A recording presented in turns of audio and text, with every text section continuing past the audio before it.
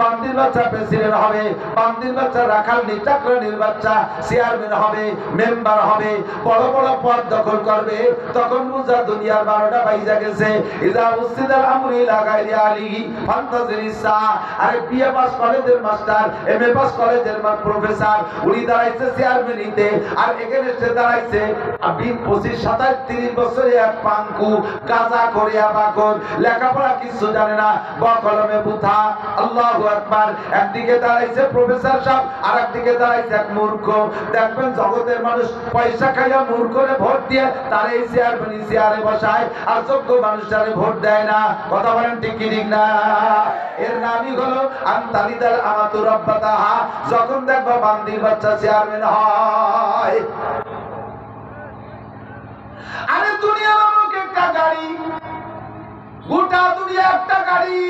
গাড়ি চালাইতে যেমন ড্রাইভার লাগে, দুনিয়া চালাইতে ড্রাইভার লাগে। ড্রাইভার যদি অদক্ষ হয় তাহলে গাড়ি ঠিক মতো চলে, বুঝেন নাই?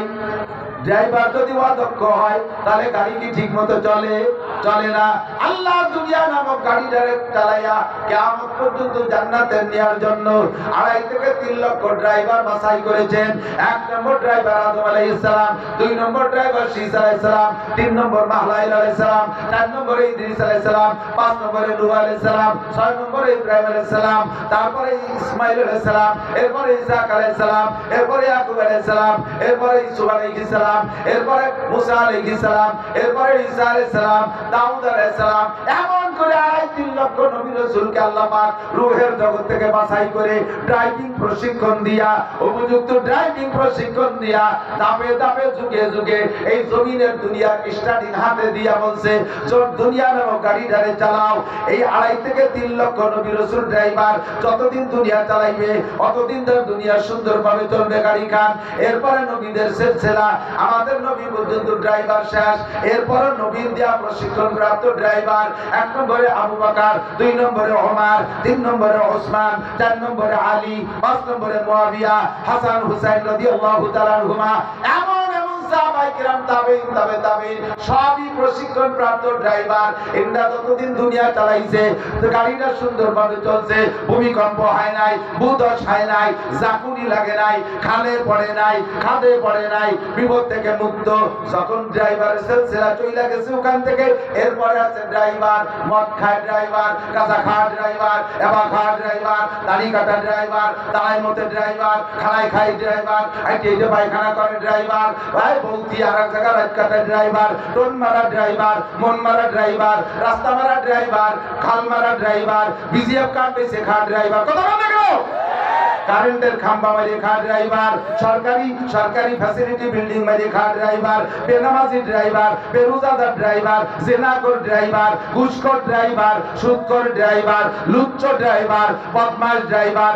এদের হাতে যখন দুনিয়া নামে গাড়ি গেছে তখন বারবার খালি ঝাঁকি খায় আর পইরা যায়। ইজা উসিদাল আমরু ইলা গায়রিহি ফান্তাজিরিসা। ও দোস্তারা, নবী বলেন ইদা কানা উমারাকুম কিয়ারাকুম। হে দুনিয়ার মানুষ, বাঙালিরা যদি শান্তি পাইতে চাও, যদি শান্তির মুখ দেখতে চাও, কোন দায় শান্তি পাবা না। যাদের পিছনে স্লোগান দিছো শান্তির আশায়, জীবন ভরে বহুজনের পিছনে তো স্লোগান দিছি, দেন নাই স্লোগান? নির্বাচনের সময় কিন্তু স্লোগান দেই, কত ভাই পিছনে স্লোগান দিছি। বাংলাদেশ স্বাধীনের পর থেকে যখন থেকে বোঝা শিখছি, বহুজনের পিছনে স্লোগান দিছি, মেম্বারের পিছনে স্লোগান দিয়ে কই বল্টু ভাইকে দিলে ভোট শান্তি পাবে দেশের লোক। চেয়ারম্যানের পিছনে স্লোগান দেই, আরে বোতল ভাইকে দিলে ভোট বোতল খাবে দেশের লোক। বোতল জানেন না?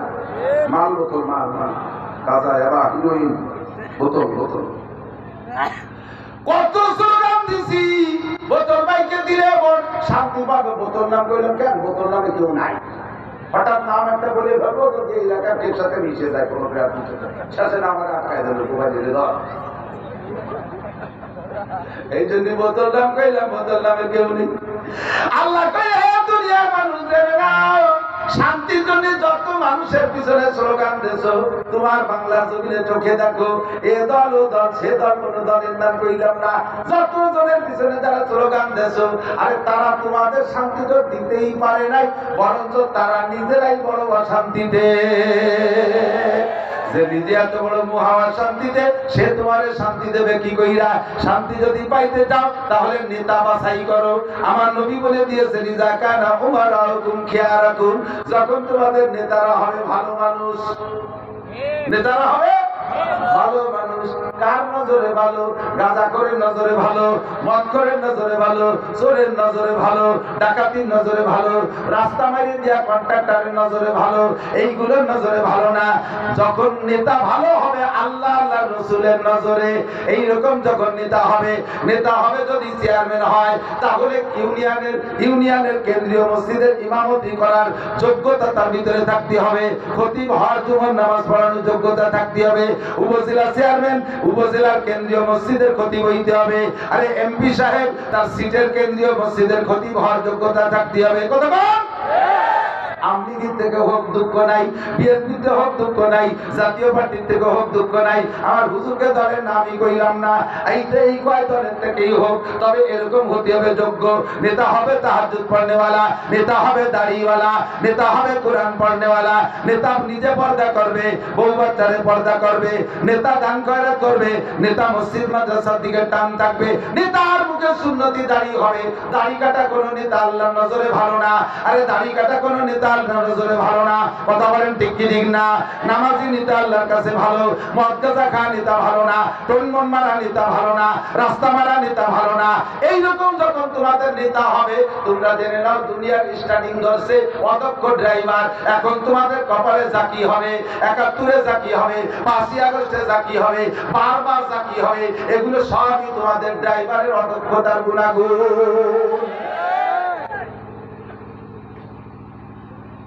কার গায়ে লাগবে না লাগবে জানি না, সবাই যার যার জায়গাতে ঠিক হয়ে যান।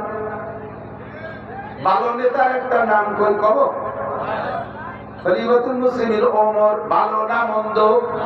জোর হলো না? অমন ভালো আর পাওয়ার আশা করা যাবে?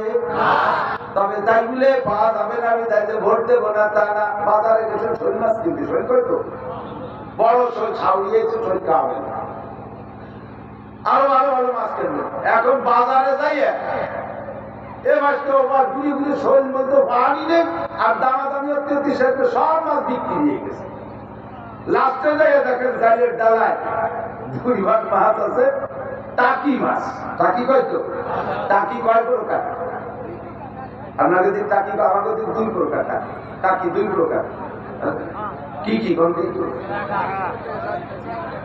আমাকে দিক ভাগ্যটা কি, তেলুটা। ভাগ্যটা কি আর ওই মাথা সরু, আর তেলুটা কি মাথা মোটা। ওগুলো বাড়ি আসি লাগান বাগানে দেয়, পায়খানা মেখানা খায়। রাগা রাগা রাগা। এখন ভাগ্যটা কি আছে আর রাগাটা কি আছে? আর শৈল পান নাই, যে বড় শৈল গোজা কেন্দ্রের পান নাই। এখন চাউরি বাড়ি শুধুমাত্র খাওয়ানো যাবে না, যা পাইছেন শেষে 2 প্রকারের টাকি পাইছেন। আপনি ওই টাকি কিনবেন না রাগা টাকি কিনবেন? ওই ভালো টাকি কিনবেন না, রাগা টাকি কিনবেন না। ও রাগা টাকি আগা খায়, পায়খানার মধ্যে ময়লা খায়, কিনা যাবে না। টাকি যদিও তবুও ভালো টাকি কটা কিনে নিয়ে আসি। আরে সে আবু বকরের মতো শৈল পাওয়া যাবে না, ওমরের মতো বল পাওয়া যাবে না, উসমানের মতো বড় মাছ পাওয়া যাবে না, আলীর মতো বড় মাছ পাওয়া যাবে না। যা আছে আপাতত বাজারে টাকি 2 প্রকারে, তার ভিতরে দেখে শুনে ভালো টাকি কটা কিনেছি, রাগা টাকি খাতাম না। কথা বলা গেল, রাগা টাকি কিনবো না। হযরত ওমর মসজিদে নববীতে বয়ান করতেছে, ওই দিন খলিফাতুল মুসলিমের সামনে বিভিন্ন প্রদেশের গভর্নররা সারাদিন তাকান। ওমরের রাষ্ট্র আয়তন ছিল কতটুকু জানেন?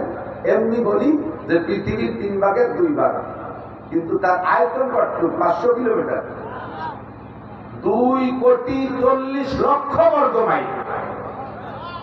2,40,00,000 বর্গ মাইল আয়তন হযরত ওমরের রাষ্ট্র। প্রায় বাংলাদেশের সমান হবে না? এরকম 60 দিবসটা বাংলাদেশ লাগবে, অত বড় দেশের মানুষের পায়খানা বান্ধি, ঠিক কিনা? এত বড় দেশের রাজা তুমুর নামাজ পড়াবেন মসজিদে নববীর ইমাম।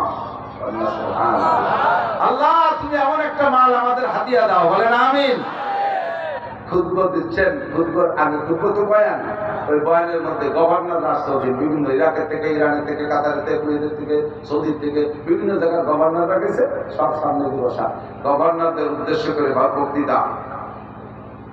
হ্যাঁ জনগণ, গভর্নর মহোদয়, আনসিফু তুনসাফু, ইনসাফ করবা ইনসাফ পাবা, ন্যায় বিচার করবা ন্যায় বিচার পাবা, লা তাজলিমুনা ওয়া লা তুজলামুন, জুলুম করবা না তাহলে জুলুমের ভিতরে পড়বে না। এই ইনসাফ আর ন্যায় বিচারের বক্তব্য দিচ্ছে ওমর। এর মধ্যে মাঝখান থেকে এক লোক দাঁড়িয়ে গেছে, ইয়া খলিফাতুল মুসলিমিন সাহ, খলিফাতুল মুসলিমিন আপনি ওমর, আপনি চুপ থাকেন। ওমরের মুখের পর এইরকম কথা বলা, উপস্থিতিতে কেউ নাই, হাতটাকে শয়তানও সাহস পায় না। এই লোক দাঁড়ায়, ওমর আপনি চুপ থাকেন, আপনার মুখে এই বক্তব্য শোভা পায় না। কেন বললেই ওমর গরম হয়ে গেছে। এমনি মিজাজি মানুষ, গলা ফুলে গেছে, চোখ লাল হয়ে গেছে, দুরন্ত বিশাল গরমে তাদের, তুই কে? আমার মুখে শোভা পায় না, ইনসাফের বক্তব্য জগতে কার মুখে শোভা পায় না? হযরত আব্দুল্লাহ ইবনে ওমর পাশে বসে আবার টের পাইছে, ওই লোকের ওই অভিযোগ টের পাইছে যে কি জন্য উনি আবার এই বক্তব্য বাধা দিল। তো হযরত আব্দুল্লাহ ইবনে ওমর ওমরকে বলতেছেন, আব্বাজি ধমক দেবেন না, ধমক দেবেন না, নিশ্চয় তার কাছে আপনার ভিতরে বেইনসাফির কোনো না কোনো প্রমাণ আছে, নইলে জায়গায় আপনাকে বাধা দিতে পারতো না। আজকে যদি ওই লোকের অভিযোগ শুনে জবাব দিয়ে আপনি কাটায় যেতে না পারেন, পরিষ্কার করতে না পারেন, তাহলে কিয়ামতে ওই লোকটা আপনার এগেইনস্টে মামলা দেবে। আপনার সাথে আরো 9 জন 10 জন জান্নাতের সুসংবাদ প্রাপ্ত সাহাবা, তার ভিতরে রোল নাম্বার 2 আপনার 9 জন চলে যাবে বেহেশতে। ওই লোকের প্রশ্নের জবাব দিতে আপনার কিছুক্ষণ দেরি হয়ে যাবে। যদি আপনি জবাব দিয়ে হারায় যেতে পারবেন, তবে একটা সময় নষ্ট হবে। কাজে ওদিনের জন্য অপেক্ষা না করে এই জায়গাতে সাপ তুলে ফেলেন। হযরত ওমর, আব্দুল্লাহ ইবনে ওমরের এই কথায় আব্বাজি ওমর রাদিয়াল্লাহু তাআলা থেমে গেছে। কাবা তোর কি অভিযোগ আছে? আমার তো এখন মেজাজ গরম হয়ে গেছে, আমি আর নরমালি শুনতে পাচ্ছি। তো হযরত আব্দুল্লাহ বলতেছে, ভাই তুমি কি কারণে আমার আব্বার উপরে অভিযোগ দিলে? আব্বার বক্তব্য থামাই দিলে, অভিযোগ কি বলো? আমার আব্বা ইনসাফের বক্তব্য দিতে পারবে না কেন বলো? ভাই গত শনিবারে তোমার আব্বা রিলিফের কাপড় বিতরণ করছে, এতে পিস কাপড় আসছে, যে সাইজের কাপড় আসছে প্রত্যেকে আমরা এক একটা করে কাপড় পাইছি, কিন্তু কাপড়ের সাইজটা এত ছোট, আমাদের মধ্যে পেটে ছাওয়া যে তারও একটা কাপড়ে একটা জামা হয় নাই। দেখো সেই কাপড়ের জামা মসজিদে কারো গায়ে নাই। আর তোমার আব্বা আমাদের মধ্যে সবচেয়ে লম্বা, সেই শনিবারে কাপড়ের জামা তোমার আব্বার গায়ে। নিশ্চয় আমাদেরকে 1 পিস দিয়েছে, আর তোমার আব্বা 2 পিস দিয়েছে, 2 পিস ছাড়া তোমার আব্বা জামা হয়নি। আমাদের 1 পিস দিয়ে নিজে 2 পিস নিয়ে জামা বানাইয়া আমার ইনসাফের বক্তব্য দেয়। আব্দুল্লাহ তুমি বলো তোমার আব্বার এই বক্তব্য সঠিক কিনা? ওমর কেঁদে দিচ্ছে, ওমর কেঁদে দিচ্ছে। আব্দুল্লাহ বলতেছে, আব্বাজি আল্লাহর কসম আমিও সাক্ষী, আল্লাহর কসম আমিও সাক্ষী, আপনি 2 পিস কাপড় দিয়ে জামা বানাইছেন। সমস্ত গভর্নরদের মধ্যে আমি বলে দিলাম আপনি 2 পিস কাপড় দিয়ে জামা বানাইছেন, আর জনগণকে 1 পিস কাপড় দিয়ে আপনি 2 পিস কাপড় দিয়ে জামা বানাইলেন। আর ওই লোকটা অভিযোগ করলো, ধমক দিয়ে বসায় দিলেন। এই অভিযোগে কি আমাদের আপনাকে কিছুক্ষণ সময় কাটাইতে হবে, তাতে আপনি লস হয়ে যাবে, জবাব এখনই দিয়ে দেন। তো হযরত ওমর বলতেছে, বাবা একাই দিতেছে, কথাই বলতে বলতে এই ঠিক আছে, যে মাটি যত শক্ত না ওই মাটিতে পানি পড়লে তত তাড়াতাড়ি গলে যায়, এঁটেলে মাটি ঠিক না? বালি ওড়ে কিন্তু বৃষ্টি নামলেই জমিয়ে যায়। আর এঁটেলে মাটি শক্ত, 3-4 মাস বৃষ্টি নামে না, হাঁটা দিনই পা কেটে যায়, অথচ বৃষ্টি নামলে একেবারে মোমের মতো করে যায়। ওমর যেমন শক্ত সাথে সাথে এরকম কারণ। এখন কান্তি কান্তি কথাই বলে, বাবা তুমি বলে দাও। হযরত আব্দুল্লাহ বলতেছে, ভাই তোমার অভিযোগ সত্য, আল্লাহর কসম আমার আব্বা 2 পিস কাপড় দিয়ে জামা বানাইছে, এর মধ্যে কোনো সন্দেহ নাই, এ জায়গা কোনো গোপন লুকোচুরির কিছুই নাই। ও ভাই তুমি বলো, গত জুমার দিন আমার আব্বা সেই জামাটা পরা তোমার নামাজ পড়াইছিলেন, জামাটার কথা কি তোমার মনে আছে? বললেই ওই লোকটা কেঁদে ফেলছে, কয় ও ভাই আব্দুল্লাহ, গত শুক্রবারে তোমার আব্বা খলিফাতুল মুসলিমিন এত বড় দেশের রাজা হইয়া সে যে জামাটা পরা জুমার নামাজ পড়াইছিল, ওই জামার ভিতরে 8 থেকে 10 খানা তালি আমি দেখেছি, 8 থেকে 10 খানা তালি দেখেছি। কোন কোন তালি কাপড়ের গায়ে চামড়া দিয়ে লাগানো, এমন তালিযুক্ত কাপড় দেখা আমি ওই দিন সিদ্ধান্ত নিয়েছিলাম আগামী শুক্রবারের আগে আমি খলিফাতুল মুসলিমিনকে একটা জামা বানাইয়া দেব, কিন্তু ব্যস্ততার জন্য তা পারি নাই। আর আজকে তোমার আব্বার গায়ে নতুন কাপড়ের জামা দেখা আমার সেন্টিমেন্ট গরম হয়ে গেছে, আমি সিদ্ধান্ত চেঞ্জ করেছি। তোমার আব্বার ছেঁড়া জামা গত শুক্রবারে দেখেছিলাম। হযরত আব্দুল্লাহ বলে, ভাইরে আমার আব্বার গায়ে ছেঁড়া জামা দেখা, তালি দেয়া জামা দেখে যদি তোমার চোখে পানি আসে, তোমার যদি খারাপ লাগে, আমি তার সন্তান, আমার কেমন লাগতে পারে? ও ভাই বিশ্বাস করো, গত শনিবারে যে কাপড় আব্বা বন্টন করেছেন, ওই কাপড় সবাই যেমন 1 পিস পেয়েছো, আমার আব্বা 1 পিসের বেশি নেয় নাই, আমিও হারাহারি মতে 1 পিস কাপড় পেয়েছি। আমার জামাটা একটু ভালো আছে, আব্বার জামা অমন ছেঁড়া। আজকে গভর্নর রাখবে আলিশান পোশাক কইরা, তার সামনে খলিফাতুল মুসলিমিন তালি দিয়া ছেঁড়া জামা গাইতে জুমার নামাজ পড়াবে, আমি সন্তান হয়ে মেনে নিতে পারি নাই। তাই আমার পিস কাপড় আব্বাকে দিয়েছি, আমার পিস আর আব্বার পিস, 2 পিস কাপড় দিয়ে আব্বা জামা বানাইছে। আল্লাহর কসম আমার আব্বা বাইতুল মাল থেকে 2 পিস কাপড় একা নেয় না।